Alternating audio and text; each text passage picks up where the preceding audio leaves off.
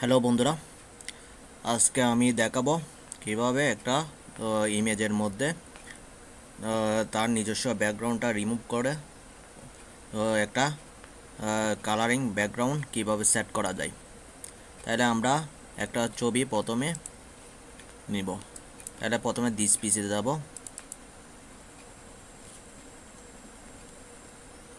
এরপর আমার ছবিটা কোথায় আছে এটা দেখব। দেখার পর আমি এই যে আমার একটা ছবি আছে, সেখানে রাইট বাটন ক্লিক করে ওপেন উইথে যাব। অ্যাডোবি ফটোশপে আমরা যখন করব সেই জন্য অ্যাডোবি ফটোশপটা ক্লিক করে ওপেন করে নিব। একটু বন্ধুরা ওয়েট করবেন।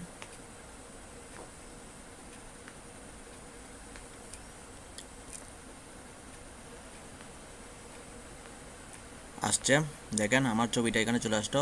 এরপর পাশে দেখেন একটা ক্লিয়ার নেওয়া আছে, সেখানে গিয়ে আমি আগে মুভ টুলটা সিলেক্ট করি, সেটাতে আনলক করে নিব। এটার উপর ডাবল ক্লিক করব।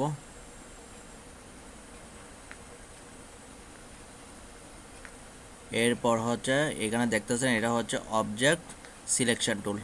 তাহলে আমি এটাতে গিয়ে একটা ক্লিক করে নিব।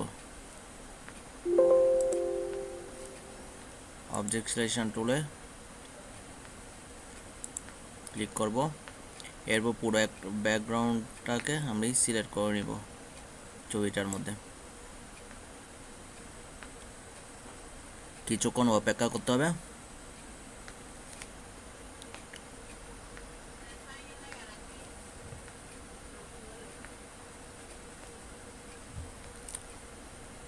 দেখেন আমার ছবিটা পুরোটা সিলেকশন হয়ে গেল। এরপর আমি যা ব্যাকগ্রাউন্ড, তাহলে আমার এই সাইডটা হচ্ছে একটা কি ব্যাকগ্রাউন্ড একটা আছে, ওইটাকে রিমুভ করতে হলে তাহলে আমাকে উপরে সিলেক্টে যেতে হবে। ইনভার্সে যাব। ইনভার্সে যাওয়ার পর এখান থেকে একটা কালার সিলেক্ট করে নিব। যেমন ধরুন এখানে একটা কি ব্যাকগ্রাউন্ড নেওয়া আছে, তাহলে আমি এখান থেকে ওকে করব। তারপর কিবোর্ড থেকে কন্ট্রোল ব্যাক স্পেস প্রেস করব। তাহলে আমার এখানে একটা ব্যাকগ্রাউন্ড চলে আসলো। তাহলে এরপর আমি এই সিলেকশনগুলো তুলে দেওয়ার জন্য কিবোর্ড থেকে কন্ট্রোল প্লাস ডি প্রেস করব। তাহলে আমার ছবি থেকে ওই সিলেকশনটা চলে গেল।